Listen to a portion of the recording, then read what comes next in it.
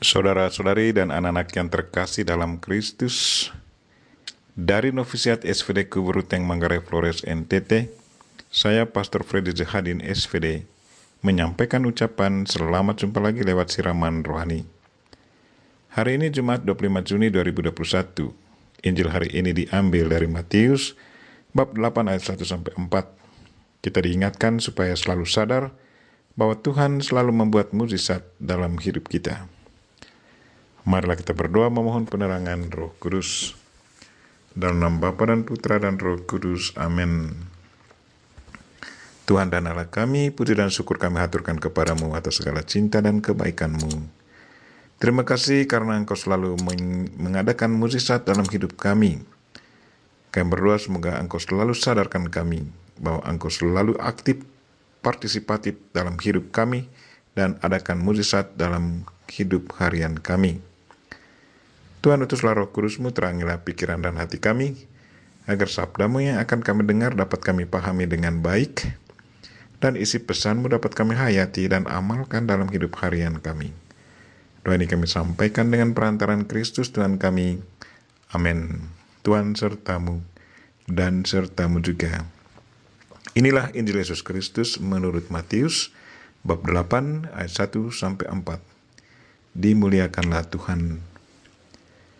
Setelah Yesus turun dari bukit, orang banyak berbondong-bondong mengikuti Dia. Maka datanglah seorang yang sakit kusta kepadanya, lalu sujud menyembah Dia dan berkata, "Tuan, jika Tuan mau, Tuan dapat mentahirkan aku." Lalu Yesus mengulurkan tangannya, menjamah orang itu dan berkata, "Aku mau, jadilah engkau tahir." Seketika itu juga, tahirlah orang itu daripada kustanya. Lalu Yesus berkata kepadanya, "Ingatlah, jangan engkau memberitahukan hal ini kepada siapapun, tetapi pergilah, perlihatkanlah dirimu kepada imam dan persembahkanlah persembahan yang diperintahkan Musa sebagai bukti bagi mereka." Demikianlah sabda Tuhan. Terpujilah Kristus. Saudara-saudari dan anak-anak yang terkasih dalam Kristus, tema renungan kita hari ini ialah mukjizat selalu terjadi dalam hidup kita. Bacaan pertama dan Injil hari ini menceritakan kepada kita akan kuasa Allah. Bacaan pertama yang diambil dari kitab Kejadian bab 17 ayat 1-22, Tuhan menjanjikan kepada Abraham bahwa ia dan Sarah akan mendapat anak laki-laki dan mereka akan menamai dia Ishak. Janji Tuhan terpenuhi. Walaupun secara biologis Abraham dan Sarah sudah lanjut usia, tetapi karena Tuhan menghendaki, maka terjadilah seperti yang sudah dijanjikannya. Bagi Tuhan segalanya mungkin terjadi. Tuhan mengharapkan agar manusia pun turut bertanggung jawab dalam karya keselamatan yang sudah dirancangkan oleh Tuhan sendiri, yaitu keselamatan manusia. Sebagai orang yang percaya, kita pun diharapkan untuk selalu menjawab tawaran Allah untuk melanjutkan karya keselamatan Tuhan lewat cara hidup dan tutur kata kita. Kesetiaan kita dalam menjalankan perintah Tuhan pasti akan diberkati. Berkat itu akan terwujud dalam mukjizat-mukjizat kecil yang selalu kita alami setiap hari. Abraham dan Sarah mengalami banyak mukjizat karena mereka selalu memberi diri kepada Tuhan dan biarkan Tuhan menuntun mereka. Iman dan perbuatan mereka selalu diganjari Tuhan. Saudara-saudari dan anak-anak yang terkasih dalam Kristus, si kusta dalam Injil hari ini mengalami mukjizat Allah karena ia sungguh sadar akan kuasa Allah yang berada dalam diri Yesus Kristus.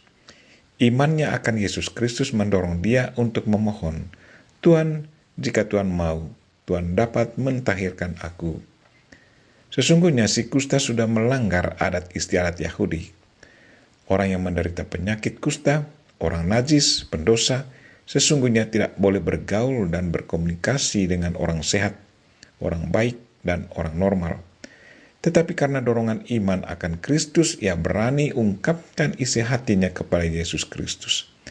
Permintaannya ditanggapi Yesus. Yesus mengulurkan tangannya, menjamah orang itu dan berkata, "Aku mau, jadilah engkau tahir." Seketika itu juga tahirlah orang itu dari kustanya. Dari sudut adat istiadat Yahudi, Yesus sudah melanggar aturan menjamah orang kusta, karena orang kusta adalah pendosa dan sangat najis. Tetapi Yesus sadar akan maksud dan tujuan kedatangannya ke dunia ini, yaitu untuk mencari anak-anak Allah yang hilang dan membawanya pulang kepada Allah, menyembuhkan orang sakit agar mereka boleh meneruskan tugas dan karya keselamatan Allah. Bagi Yesus, keselamatan selalu diprioritaskan. Saudara-saudari dan anak-anak yang terkasih dalam Kristus, seperti Abraham dan orang kusta, kita pun harus kuat dalam iman.